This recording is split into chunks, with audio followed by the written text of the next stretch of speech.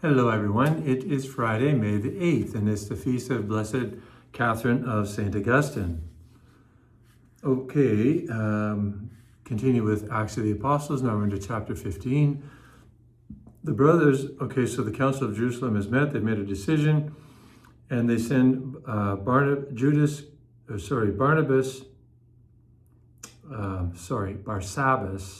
and Silas with Paul and Barnabas. So the brothers, both the apostles and the elders, to the believers of Gentile origin in Antioch and Syria and Cilicia, greetings. Now the judgment comes down about circumcision.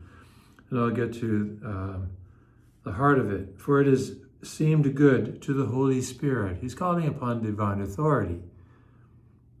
And to us to impose on you no further burden than these essentials, that you abstain from what has been sacrificed to idols, and from blood, and that which is strangled, and from fornication.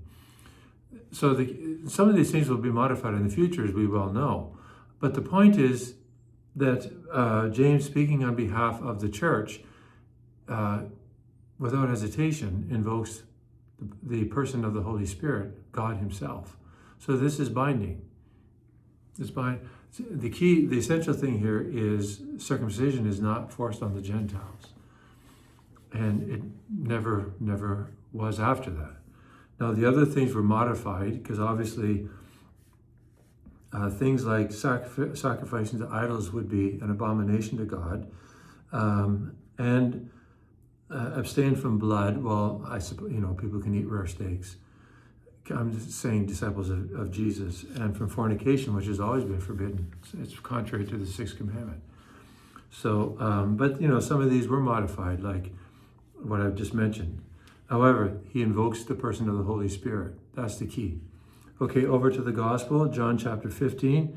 This is my commandment, that you love one another as I have loved you. No one has greater love than this, to lay down one's life for one's friends.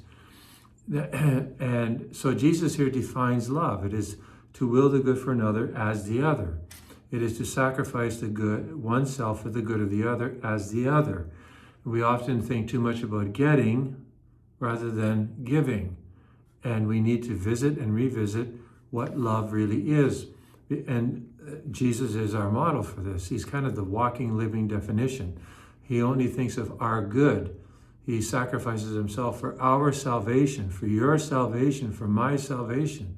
Are we sacrificing ourselves for others around us? That's really the question all of us need to ask on a regular basis. God bless you.